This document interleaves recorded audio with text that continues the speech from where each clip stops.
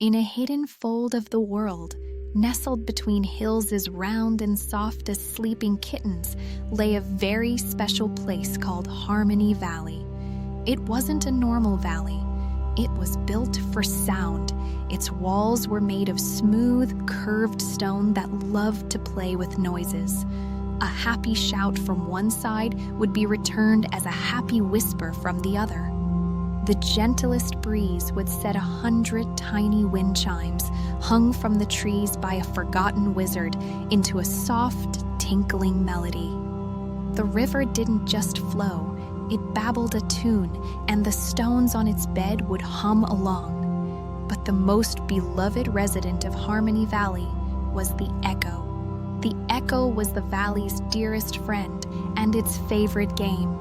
If you whispered, "I love you," the echo would wait a perfect moment and then whisper back from across the valley, "I love you."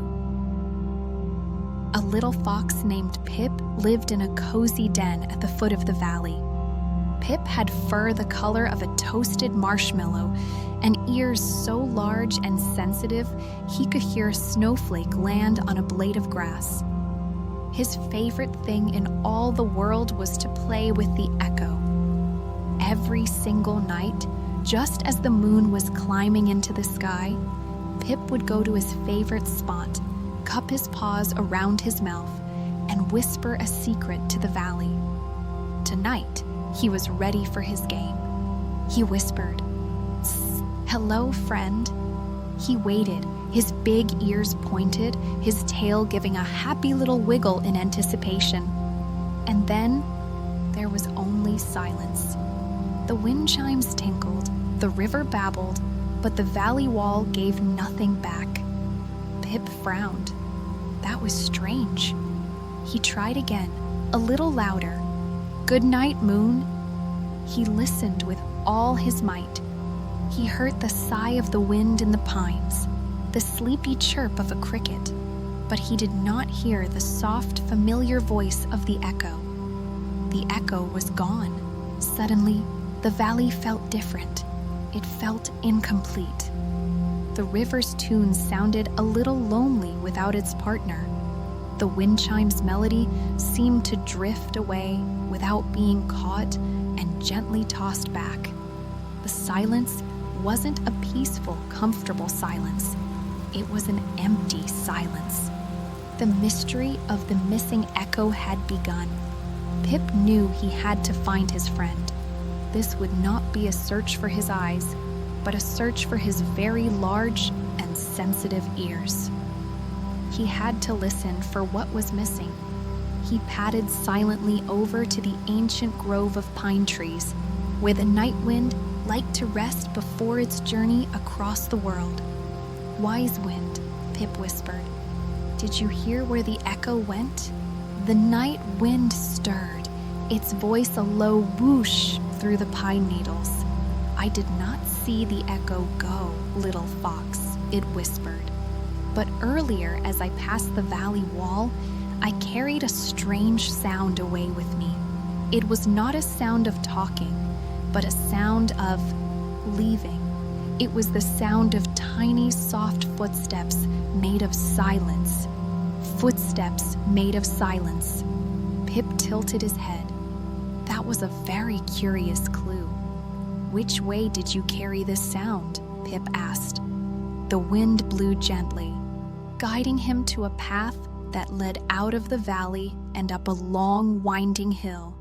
"That way," it sighed, and then it flew off to continue its journey. Pip followed the path. It was a soft, girt trail, covered in patches of moss that felt like velvet beneath his paws. The world was quiet here, outside the valley. Fireflies blinked on and off, in a slow, sleepy rhythm, lighting his way. He used his big ears, listening for any other clues. He padded around a bend and saw a pool of bright moonlight on the path, as if a spotlight had been left on. In the pool of light, several moonbeams were gathered, pointing down at the ground. They were thin and silvery and did not speak, but they buzzed with a silent excitement. Pip crept closer. They were pointing at something in the dust. It was a sound print, a faint, shimmery ripple in the dirt, the exact shape of the word hush. It looked as though the sound itself had been laid down there to rest and had left a faint impression. The echo had definitely come this way. Pip nodded his thanks to the moonbeams and continued his slow, quiet climb. The air grew cooler and smelled of damp earth and sweet night-blooming flowers. Higher up, he came across a gathering of Luna moths. Their wings were as large as his ears and were the color of the palest seafoam green. They were fluttering silently around a large white moonflower. "Excuse me," Pip whispered, so as not to startle them. "You are awake in the quiet of the night. Did you happen to see an echo pass by?" The moths could not speak, but they were excellent communicators. They stopped fluttering around the flower and began to fly in a special pattern for him. First, they flew in a big, wide circle. Then they made the circle smaller, then smaller still. Finally, they were all fluttering in a tiny, tight knot. Then, as one, they all stopped and pointed their feathery antennae towards the very, very top of the hill. Pip understood. They were telling him the echo had gone somewhere to get smaller and quieter. He thanked the beautiful moths and made his way to the summit. At the very top of the hill, there was a place he had never seen before. It was a small, hidden circle of ancient standing stones, covered in thick, green, ancient moss. The stones seemed to drink up all the sound from the world. It was the most peaceful, most silent place Pip had ever been. And there, in the very center of the silent stone circle, he saw it. Curled up like a sleeping cat was the echo. The echo was not a creature of fur or feathers. It was a beautiful, shimmering, see-through shape, like a sculpture made of perfectly clear, wobbling gelatin. As it breathed, its whole body gently pulsed with a faint, silvery light. It looked very, very tired. Pip padded closer, his paws making no sound on the thick moss. He didn't want to wake his friend, but he had to know if it was okay. He whispered, as quietly as he possibly could. Echo? The shimmering shape stirred. It uncurled slowly and turned to look at Pip. A voice, so faint it was like a thought in Pip's own mind, whispered back to him. "Pip?" "I was so worried," Pip said softly. "The valley's not the same without you. Why did you leave?" The echo pulsed sadly. "I did not leave," it whispered, its voice as faint as the memory of a sound. "I was just so tired. All day long, I catch the happy shouts of the children. I catch the birds' bright songs. I catch the laughter and the music. I love my work, but I give every sound back. I never have a sound of my own, and I never, ever get to be empty. I never get to be quiet. I came here to rest, to be nothing but silence for a little while, so I can be ready for tomorrow."